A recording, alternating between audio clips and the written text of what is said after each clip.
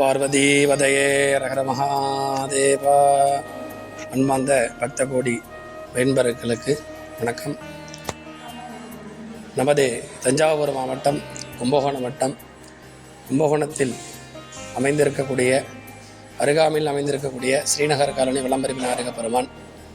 இந்த விளம்பரி விநாயக பெருமானுடைய ஆலயத்திலே எங்கே போனாலும் கற்பக விநாயகர், வலம்பரி விநாயகர், இடம்பரி விநாயகர் அப்படின்னு கணபதியில் நிறையா இருக்கும்.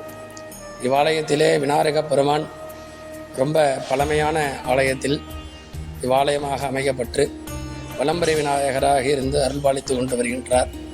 நம்மளுடைய வாழ்வில், நம்மளுடைய வாழ்க்கையில் நம்மளுடைய துன்பங்கள்லாம் நீங்க வேண்டும், தடைகள்லாம் நமக்கு நீங்க வேண்டும், திருமண தடையெல்லாம் நமக்கு நீங்க வேண்டும், தொழில் ரீதியாக ஏற்படக்கூடிய எல்லா விதமான இடர்பாடுகள்லாம் நீங்க வேண்டும். இவ்வாலயத்திலே விநாயக பெருமான் முதல் கடவுளாக இருந்து அருள்பாலித்து கொண்டு வருகின்றார்கள். இவ்வாலயத்திலே விநாயக பெருமானை வழிபடுவதனால் நமக்கு இவ்வளோ பலன்கள் நமக்கு கிடைக்கப்படுகின்றது. இந்த விநாயக பெருமானை திங்கட்கிழமை அன்று அருகம்பள்ளை 27 முறை சுற்றி வந்து 16 திங்கட்கிழமை விநாயக பெருமானை சுற்றி வந்தோமானால் வாழ்க்கையில் எவ்வளோ பெரிய தடையாக இருந்தாலும் சரி, இந்த விநாயக பெருமான் வரக்கூடிய பக்தர்களுக்கெல்லாம் அருள்பாலித்து கொண்டு வருகின்றார்கள். அது மட்டும் இல்லாமல் 2ஆம் படை தெய்வமாக இருக்கக்கூடிய முருகப்பெருமான் செவ்வாதோஷத்துக்கு நிவர்த்தியாக இருக்கின்றார். மனித ஜாதகத்தில் செவ்வாதோஷம், காலசர்ப்பதோஷங்கள்லாம் நிவர்த்தி செய்து செவ்வாய்க்கிழமை என்று முருகப்பெருமானை அர்ச்சனை செய்து வந்தோமானால் அவர்களுக்கு திருமணங்கள் கைகூடி வரும். அடுத்தது சிவபெருமானாக பரவரவர்த்தினி ரமணார சுவாமியாக இருக்கின்றார்கள். சிவபெருமானை வழிபடுவதனால் நம்மளுடைய குழந்தை பாக்கியங்கள் கைகூடி வரும். அடுத்தது தர்மசாஸ்தா சொல்லக்கூடிய ஐயப்ப பெருமானும் இங்கே இருந்தவர் வாழ்த்து கொண்டு வருகின்றார்கள்.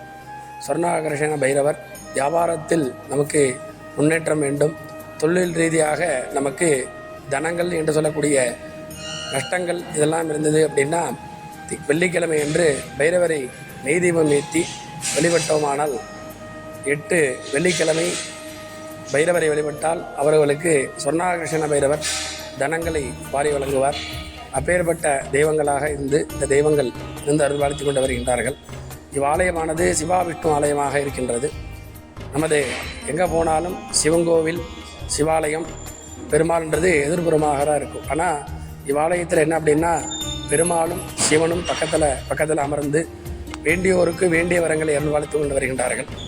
வைஷ்ணவத்தில் எம்பெருமான் மகாவிஷ்ணு, அடுத்தது அனுகிரக ஆஞ்சநேயர், பத்மாவதி தாயார் அப்படின்னு சீதா லட்சுமி அனுமத் சமேத ராமச்சந்திரமூர்த்தி இவா எல்லாமும் இங்கே இருந்து அருள்பாலித்து கொண்டு வருகின்றார்கள். அது மட்டும் இல்லாமல் இவ்வாலயமானது முழுமையான கருங்கல் திருப்பணி அமைக்கப்பட்டு எங்கே போனாலும் நம்ம மண்ணினால் கட்டின கோயிலை தான் நம்ம தரிசனம் பண்ணலாம். இவ்வாலயமானது முழுமையாக நம்ம கோயில் ஏரணத்திலிருந்து சுவாமி தரிசனம் பண்ணக்கூடிய தருணங்கள் வரை எல்லாமே முழுமையாக கருங்கலினால் கட்டப்பட்ட கோவில், கற்கோவில் என்று சொல்வார்கள். கற்கோவிலை நம்ம பூஜை வழிபாடெல்லாம் செய்வதனால் நமக்கு பல மடங்கு புண்ணியம் நமக்கெல்லாம் கிடைக்கவிடும். அதனால் எம்பெருமான் எல்லா தெய்வத்தினுடைய அனுகிரகத்தினால எல்லோருக்கும் எல்லா விதமான வாழ்க்கையில் சுபிக்ஷங்களும் மேன்மைகளும் அடைய எம்பெருமானை பிரார்த்தனை செய்கின்றோம். நம சிவாய்.